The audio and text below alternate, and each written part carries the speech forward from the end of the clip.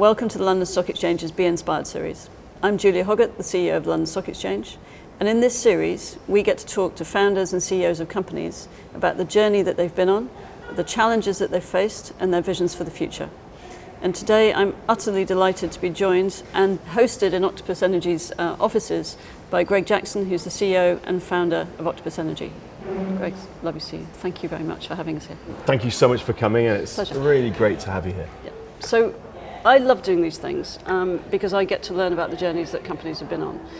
And one of the through lines I've found in all of the interviews that I've done is very often founders have identified a problem or something that they see isn't working, and that's actually been the inspiration for the companies that they've set up. And I'd have thought Octopus Energy is almost the perfect exemplar of that very narrative. So I'd love to get your sense of how this company was started, what that problem statement was that you felt needed to be addressed. That's a great way of looking at it. It's simple in our case. Energy costs too much, service to customers has been too poor, and crucially, energy is the single biggest driver of climate change. Yeah. So what we had was three issues, some that affect us personally, service and cost, and others that affect the world we live in. And we could see how technology could tackle all three of those. And that was really the founding insight for this group. And you're talking about the technology as well, and a lot of people I think of Octopus Energy in the same way they think of other, I'd say, normal energy providers, but in fact you do much more of a vertical stack and in some regards a horizontal stack as well in terms of what you do. Can you just talk me through the way you've thought about the construction of the company? Because in a sense you started with a technology platform that then became an energy company. Is that the right way of thinking about it? Yeah, that's right. I mean, and first of all, by the way, I hope not too many people think of us as a normal energy company. No, I don't think they think of us normal at all.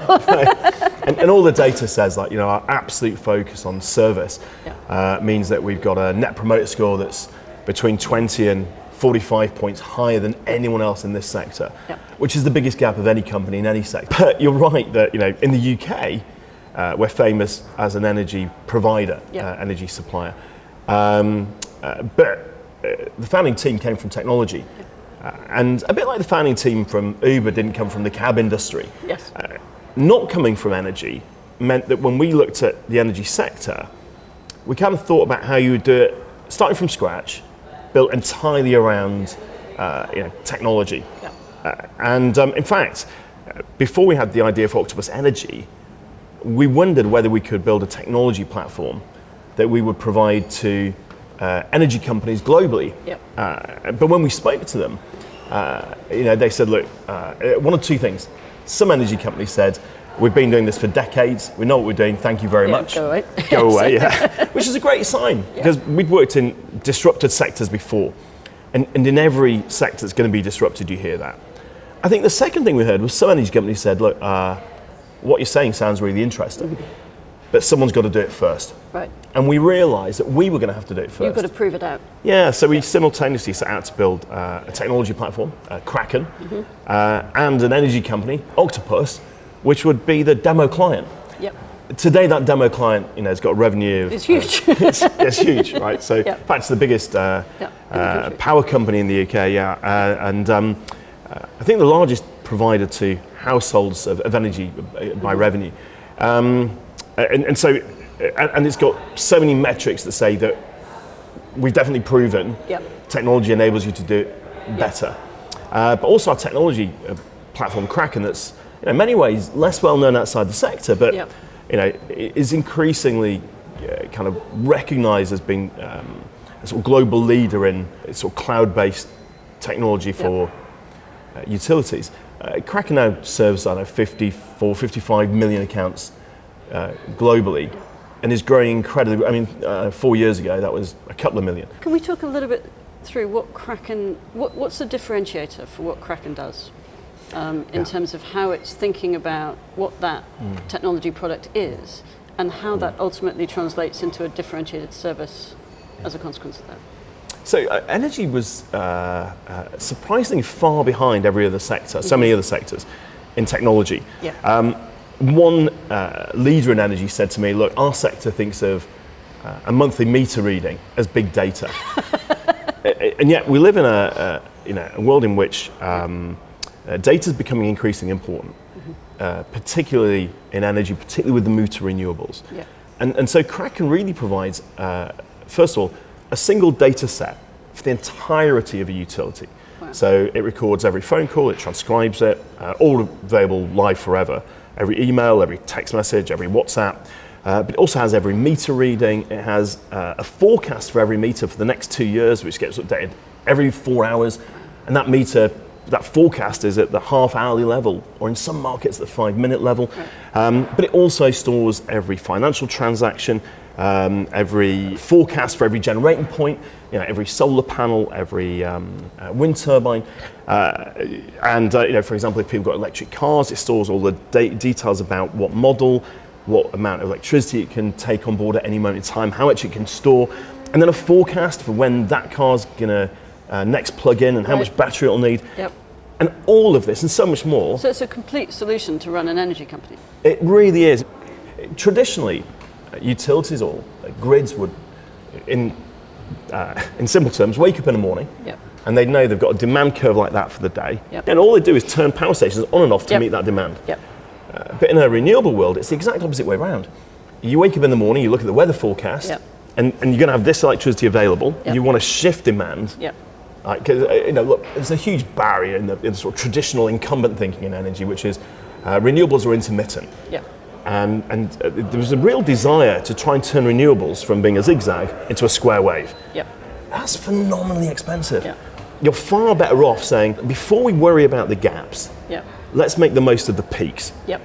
And if we shift as much demand as possible into those peaks, first of all, we get the cheapest power we've ever had. Yep. And it's getting cheaper every year. Yep. Secondly, the problem of the gaps becomes smaller because you've used more electricity. So you've got less to fill in terms of alternative supply. Less to fill. Yep. And so Kraken, among many, many other things it does, is kind of exceptional at being able to work out what demand can be shifted and shifting it. And take people with an electric heat pump. With a smart use of their energy, smart tariff, we shift 46% of their usage out of peak time. Right. Compared to if they didn't have a heat pump at all. I.e., not only does the heat pump not use anything at peak, but the household uses a lot less. Let's talk about the energy generation, because you're now generating energy and a lot of renewable energy as well. And so you've moved into a vertical stack in terms of the energy company. What was the transition? Was that always going to be the vision that you would do that as well as do the technology? There was a great interview with Jeff Bezos, I think in 1999 on MSNBC, where the interviewer said to him, you're building warehouses. We thought you were an internet business. And he says, internet to internet, we're a customer business. Yeah. And if building warehouses close to where our customers live enables us to have a big range for faster delivery and lower prices, we'll build warehouses. Yeah. And I think we've taken the same view on energy, which is we'll do whatever it takes to be able to leverage our technology to drive down the cost of energy as it goes green. Yeah. And one feature of renewables is, as we said, they're variable. They vary by time and they vary by location. And one of the key components of that is the weather, obviously. Yeah. And so what we find is that if we kind of have our own generation, we can produce a forecast for every individual generating point. Right. And at the same time, we can be forecasting consumption for our customers in the local area and further away. And we can work out which of that consumption we can shift.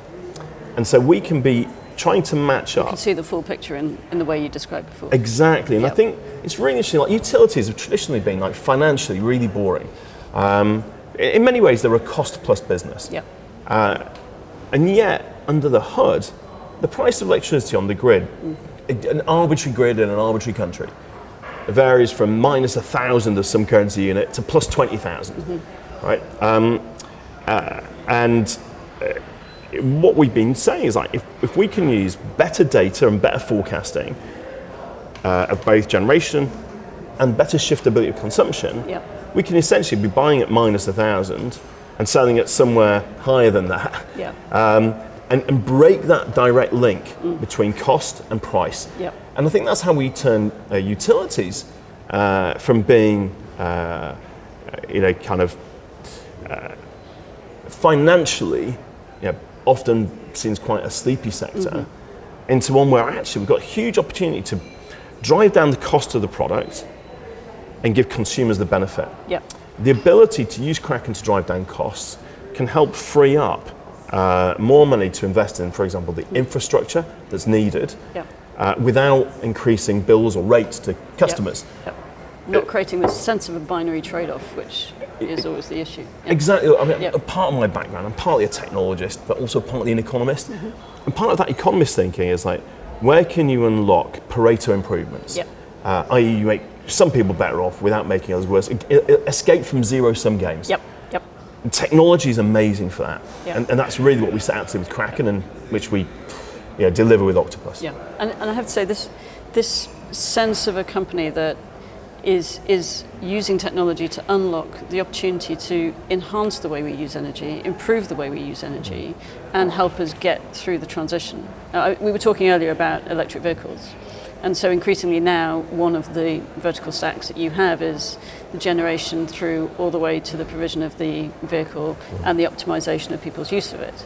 And we were talking about the degree to which we don't necessarily know either how much energy we consume or what a kilowatt hour is or what it represents and how much it costs. But people do know how much how much petrol is, and or a gallon of petrol is, or a litre of petrol is, and they know increasingly how much it costs them to recharge their car. And so you start creating an awareness of that utilisation through driving, which we've never really managed to generate in the home. And so you've got an opportunity to change behaviours, but also take us on that path to net zero in a way that the traditional model, I think, would find it nigh on impossible to do, because it's got one solution, which is level off the amount of energy production using renewable energy, because we're not going to be thinking about optimising the consumption, whereas you're trying to manage both curves simultaneously in a more effective fashion. I mean, that's unlocking a huge amount of value for the consumer and a huge amount of value for society at the same time. That's right. I think we've got a lot to learn in sectors like this from places like supermarkets. In a supermarket, it's totally natural that when you go in there are hundreds of offers on display. And by the way, there are loads of different ways of bringing those offers to consumers to get different behaviour changes. You know, you went in to buy, I don't know, bacon, but sausages were half price. You bought sausages instead. You get a bargain. But societally, it dramatically reduces food waste. Because without doing that, we'd be throwing it away. In energy, we currently throw it away. So, you know, look, the UK is one example, it happens everywhere. But in Scotland, when it's windy, we throw away billions of pounds of clean energy every year, right? Because instead of giving consumers a price signal, a bargain, we keep the price flat and turn off the wind farms. You know, so, for example, it's amazing. Again, as an economist, you see this, right? In the UK, we currently have every half hour a single national electricity market with a single national price. If we move to regional pricing, so each region reflects its own supply and demand every half hour, every region will be cheaper than it is today. Costs would fall in every region. Scotland would have the cheapest electricity in Europe. Other poorer regions would all have cheaper electricity than they do now. Data centres, instead of like looking at not being able to build at all or sitting in a 10-year queue for a connection or going to other countries, data centres would be flocking to Scotland to get the cheap electricity. It's a lot easier to build fibre than it is to build pylons. Right? And what can we do with electric vehicle fleets? I was talking to a company that do electric buses, electric school buses in the US. And they were originally asked to electrify bus depots. But actually that was the wrong question. Because you start building bus depots where you've got abundant electricity, or school buses are left standing most of the day. Where can that huge battery be useful to the grid? So as soon as you start having these price signals, you literally move infrastructure, not necessarily in hugely disruptive ways, actually arguably optimised ways. It's optimised. And you know, this is what our society always done. Why in the UK were the steelworks where they were? That was because we had access to coal and to iron ore. And industries move where the resources are. That's what we need to do with in renewables with electricity. So where do you see the company in 10 years' time? I mean, it's been a remarkable journey, and the growth has been phenomenal, the consumption rate and the consumer experience has been phenomenal. But it strikes me, in terms of the level of disruption for this ultimate purpose, you're only just getting started. Yeah. So, our strategy is fairly simple, right? We're now the biggest power company in the UK. So in the UK, we'll continue to grow organically. But our main job now is building what we call low carbon technology business. Right. So about 5% of the UK homes have got some form of low carbon tech, solar panels, battery, heat pump, electric vehicle, EV charger. And so we're building a very big business now to increase that 5% to 75%. We won't do it all, but I think by being leaders in that and by combining the technologies we have to provide really cheap electricity with our ability to bring great solutions for homes using technology, we can drive down the cost whilst building a valuable business here. So final question. You've expanded very rapidly. You've got a very high quality engagement with your consumers. You're bringing on a lot of people all the time. How do you build and maintain that culture for an organisation that has grown so fast, has this amazing purpose behind it, but is increasingly also international? How have you kept that sense of who you are as an organisation? Yeah, I mean, that's probably one of my kind of, one of the things I think about most and things I work hardest on with our team. You look at you look at how organisms grow, through cell division. They can grow very, very rapidly, but maintain their coherence. Yeah. And we kind of thought of it like that. So we still don't have an HR department. And the reason for that is not that we don't like HR, but from the beginning we wanted managers to manage. Right. So that we made it an important part of the training and the culture that the manager isn't just handing out tasks and ticking them off, but they're actually coaching and managing the personnel side of their team. Yep. As a result, for example, it's much easier to grow.